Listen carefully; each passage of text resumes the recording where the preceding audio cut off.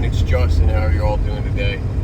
So today I want to talk about something that I am very interested in, and I think this is the appropriate time. It is rare earth metals and how they affect you and what you can do to benefit from them in your life. So, rare earth metals. That's a weird thing just to bring up out of nowhere. What do I mean by that? I mean things like gold, silver, lithium, platinum, rhodium, that's another one, and so on. Cobalt, tons of them. So, why is this important? What's going on? Well, some of you may have noticed lately that in the last 2 years there has been shortages of a lot of stuff, and it is largely because of inefficiencies in supply chains, lockdowns, and now wars. Causing problems with this. Well, here's the thing: most rare earth metals are made, or I should say produced, in countries besides the U.S., right? We have some deposits, all over. A lot of silver out, kind of like in the western parts of the United States. We even have cobalt deposits, I think, up in Idaho, Washington area. But most of it is mined in other countries and produced there and then distributed throughout the world. So if you have, let's say, a world that's deglobalizing, which is really, kind of like the big thing right now, a lot of countries are admitting to, that they want to split up the world's, powers, right? These things become harder to get a hold of. Makes sense. Because, we're right now, supposedly, we're sanctioning Russia, and things like lithium is a huge export from Russia. I'm pretty sure it's like Russia and I believe it's Kazakhstan are like the two, some of the two largest rare metal exporters in the world. I know they do like uranium in Kazakhstan and Russia, and then also there's the lithium is pretty rich, I know, from Russia, and other things too. But that's just one factor. So if you have a world that deglobalizes and nations become more independent, then they're going to need to produce their own rare earth minerals. And why are rare earth minerals important? Well, they are key to industrial, commercial, and even investing throughout the world. These things are irreplaceable, and they are absolutely required for essential technologies and infrastructure, commercial purposes, etc. For example, electric cars, very popular right now. Everyone wants electric cars to become a big new thing as far as governments and as far as just kind of the green movement, ESG, environmental, social governance, movements, etc. And in order to have batteries for electric cars, you must have lithium for any of the batteries that are efficient enough. And the problem is there's not enough lithium as it is right now, let alone if the world kind of splinters into factions. Very, very, very little accessible. And a lot of it comes from places that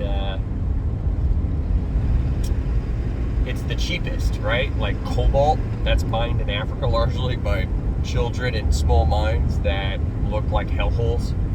Many people die. But it's the cheapest way of getting it because it is so expensive as is. The only way that it is, economically possible to make electric vehicles and sell them even to Americans is you have to have small children go in holes and dig it out for you and pay them next to nothing. Crazy. So if people want more electric cars, for example, for like cobalt stuff, they're gonna have to get it in their own country in the future. And so it's gonna raise the price of this stuff dramatically. It's gonna go from what it is now, which is already a high price because it's a rare mineral to an insane level, okay? And one of my favorites is silver. And there's even more reasons why all these metals are going to end up being really, really rare. Silver,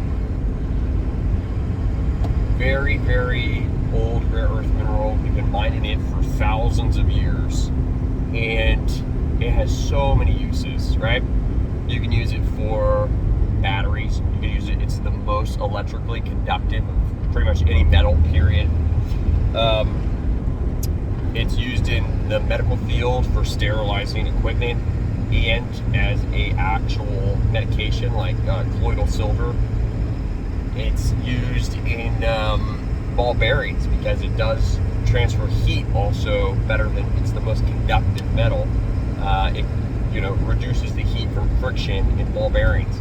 It's used in electronics for everything. A C4 circuit board, which is a common circuit board, pretty much for anything and everything, from the radio in your car to the smartphone in your hand, you name it, uses soldering circuits that is an alloy with silver in it. And here's the problem. We mine about 1 billion ounces a year of silver globally. But let's say you want to make an electric car. It's about 6 ounces, I believe, of silver total, 7 ounces of silver for an electric car.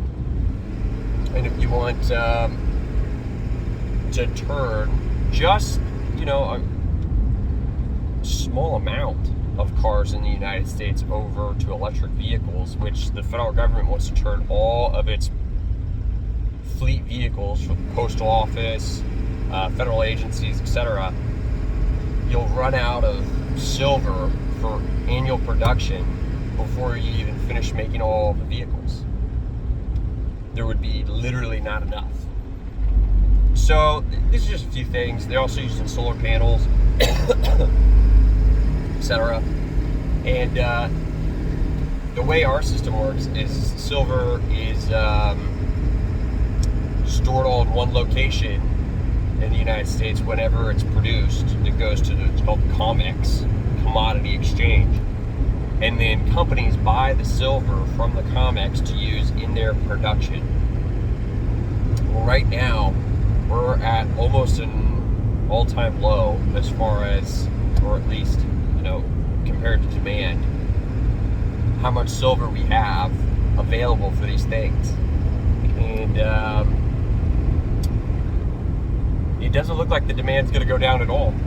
So silver's also a monetary metal. Monetary metals are very, very old. They've been used as that. It's like gold and silver forever. Silver is used for investing whenever there's hard economic times. People see it as a way to hedge their value or hedge against inflation, right? And we're definitely in an inflationary environment. Overall, there's two things you need to take away from this talk. One, expect that stuff is going to be harder to come by in the future as a whole, not just from supply chains breaking down, from 2 years ago or whatever.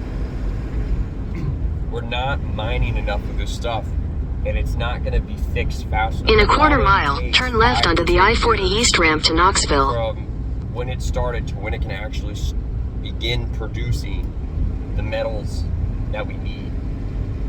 So very easily there could be a squeeze in metals, like rare earths, where people see the shortage coming up. Turn left onto the I-40 East ramp, then merge onto I-40 East. People just decide, hey, this is about to run out. I'll go ahead and I'll front run and I'll buy.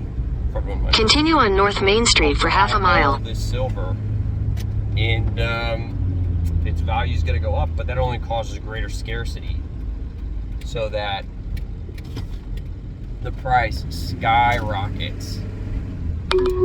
So if in 800 feet, turn right onto my Yamaha Drive. Because of higher expenses Another thing you can do is buy silver. In 1,000 feet, turn left onto my Yamaha Drive. Take part in this huge scarcity, and then you could basically protect your wealth through floating on top of, you know, the inflation. This would be consumer price inflation.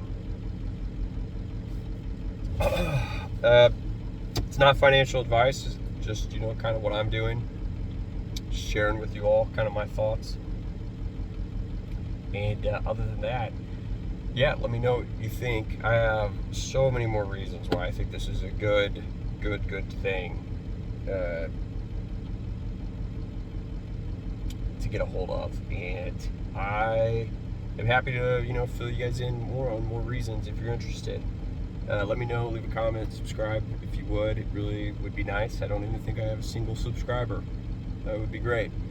So you'll have a good day, and take care.